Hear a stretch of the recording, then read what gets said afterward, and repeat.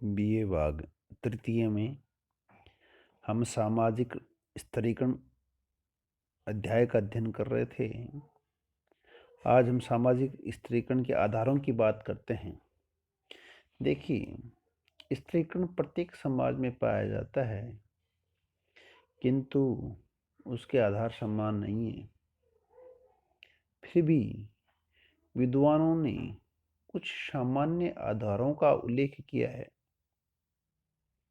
Parsons ने व्यक्ति की परिस्थिति निर्धारण करने वाले 6 कारकों का उल्लेख किया जो स्तरीकरण को तय करते हैं। पार्सन्स द्वारा परिस्थिति निर्धारण के जो 6 आधार हैं वो हैं, पहला है नातेदारी समूह की सदस्यता, दूसरा है व्यक्तिगत विशेषताएं, तीसरा है अर्जित उपलब्धियां, चौथा है द्रव्यजात और पांचवा एवं छठा है सत्ता तथा शक्ति। किन लोगों के साथ में आपकी नातेदारी है, आपकी व्यक्तिगत विशेषताएं कैसी हैं, आपने क्या क्या प्राप्त कर रखा है, आपके पास क्या सत्ता है, आपके पास क्या शक्ति है। इन आधारों के आधार पर व्यक्ति का स्तर मापा जाता है कि व्यक्ति का समाज में स्तर क्या है। इसी क्रम में सोरोकिन तथा वेबर ने स्तरीकरण के 3 आधार बताए। उन्होंने कहा कि किसी भी व्यक्ति का समाज में स्तर देखने के 3 आधार होते हैं कि उसकी आर्थिक स्थिति कैसी है, उसकी राजनीतिक स्थिति कैसी है तथा उसकी व्यावसायिक स्थिति कैसी है। अर्थात राजनीतिक, आर्थिक व व्यावसायिक स्थिति के आधार पर व्यक्ति के स्तर को समाज में मापा जाता है कि वो कहाँ से स्टैंड करता है समाज में। और कार्ल मार्क्स हैं केवल आर्थिक आधार पर ही मानते हैं। कार्ल मार्क्स कहते हैं केवल आर्थिक आधार पर ही समाज में स्तरीकरण का मापदंड होता है। सामाजिक स्तरीकरण का केवल एक ही आधार है, वह आर्थिक आधार। कार्ल मार्क्स का ऐसा मानना है। और इस आधार पर कार्ल मार्क्स कहते हैं कि इस आधार पर समाज में 2 प्रकार के वर्ग पनपते हैं, पूंजीपति एवं श्रमिक।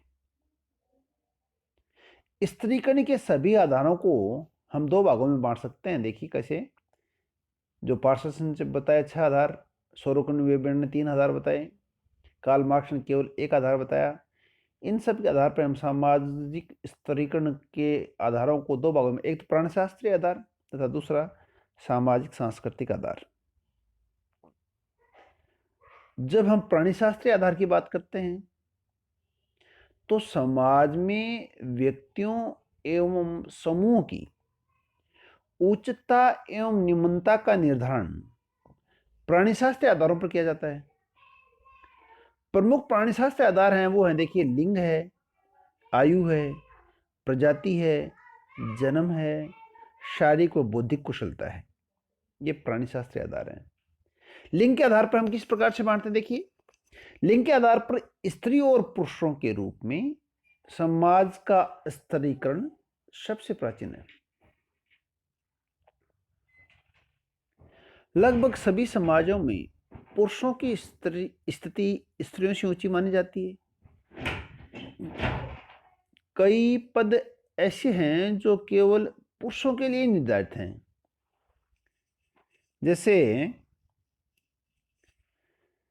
सेना में स्त्रियों को नहीं लिया जाता था पहले, आजकल तो लिया जाने लगा, सेनाओं में स्त्रियां भर्ती होने लग गई। परंपरा के अनुसार अमेरिका का राष्ट्रपति कोई भी स्त्री नहीं बन सकती। यद्यपि संवैधानिक रूप से इसमें कोई अड़चन नहीं है, बन सकती है, लेकिन परंपरा में ऐसा, अमेरिकन जो परंपरा थी उसमें ऐसा था कि स्त्री और राष्ट्रपति नहीं बन सकती।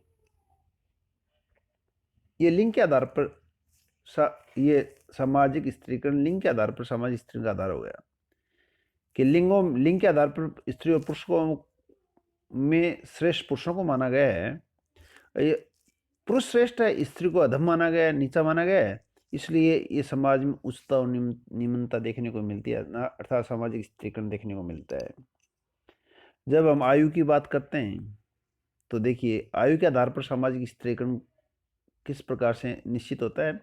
प्रत्येक समाज में कई पद ऐसे होते हैं जो एक निश्चित आयु के व्यक्तियों को ही प्रदान किए जाते हैं। आय के आधार पर समाज में प्रमुख 4 स्तर होते हैं: शिशु, किशोर, प्रौढ़ और वृद्ध। ऐसे कह सकते हैं हम 4 आधारों के अलावा यदि हम सरलता से इसको समझें तो कि मनुष्य की आयु काल को 3 भागों में बांटा गया है: बच्चा, युवा और वृद्ध। सामान्यतः महत्वपूर्ण पद बड़ी आयु के लोगों को प्रदान किए जाते हैं। भारत में परिवार, जातियों, ग्राम पंचायतों में मुखिया का पद वयोवृद्ध व्यक्ति को दिया जाता रहा है। यह माना जाता है कि आयु और अनुभव का घनिष्ठ संबंध होता है, इसलिए उत्तरदायित्व के कार्य अनुभवी और वयोवृद्ध व्यक्तियों को सौंपे जाते हैं। हमारे समाज का उत्तरदायित्व है वो किसके पास होता है? वयोवृद्ध लोगों के पास, जिनके पास अनुभव होता है। बच्चों को और युवाओं पर कम विश्वास किया जाता है। इसलिए आयु के आधार पर हम जब बच्चों, युवा और वृद्धों की बात करते हैं तो वृद्धों को समाज में सबसे ज्यादा प्रतिष्ठा प्राप्त होती है, उनका स्तर ऊंचा माना जाता है। जब हम प्रजाति की बात करते हैं तो देखिए, प्रजाति किसे कहते हैं? शारीरिक आधार पर व्यक्ति व्यक्ति में भेद करना प्रजाति कहलाती है। ये गोरा, ये काला है, ये क्या प्रजाति के लक्षण? शारीरिक आधार पर यदि व्यक्ति व्यक्ति में भेद करते हैं तो वह प्रजाति कहलाती है। प्रजाति के आधार पर सामाजिक स्त्रीकरण वहां देखा जा सकता है जहां एकाधिक प्रजातियां साथ साथ रहती हैं।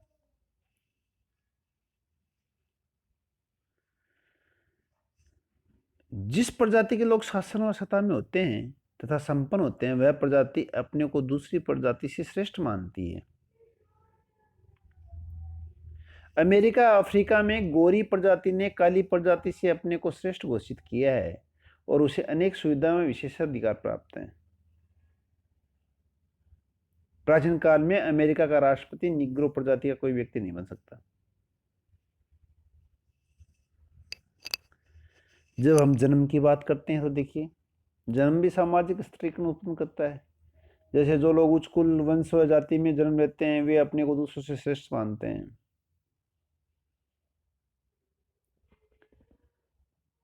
जैसे ब्राह्मण परिवार में जन्म लिया तो ब्राह्मण उच्च कुल का माना जाता है, एक हरिजन परिवार में जो निम्न कुल का माना जाता है। इसलिए जन्म के आधार पर भी सामाजिक स्त्रीकरण पाया जाता है। शारीरिक व बौद्धिक कुशलता की बात करें तो वर्तमान समय में व्यक्ति की प्रस्तुति एवं स्तर का निर्धारण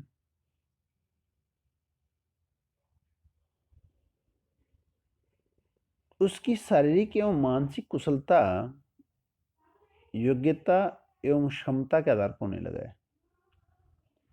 जो लोग अकुशल हैं, पागल हैं, क्षीणकाय हैं, आलसी हैं, अयोग्य हैं, उनका स्तर उन लोगों से नीचा होता है। जो लोग बुद्धिमान हैं, परिश्रमी हैं, हष्टपुष्ट हैं, कुशल हैं। साम्यवादी देशों में भी इन गुणों के आधार पर स्त्रीकरण देखा जा सकता है। तो हमने प्राणीशास्त्रीय आधार थे सामाजिक स्त्रीकरण के, वो थे लिंग, आयु, प्रजाति, जन्म और शारीरिक व बौद्धिक कुशलता। अब हम सामाजिक सांस्कृतिक आधारों की बात करते हैं कि सामाजिक स्त्रीकरण के जो सामाजिक सांस्कृतिक आधार वो कौन कौन से? वो है सबसे पहले संपत्ति।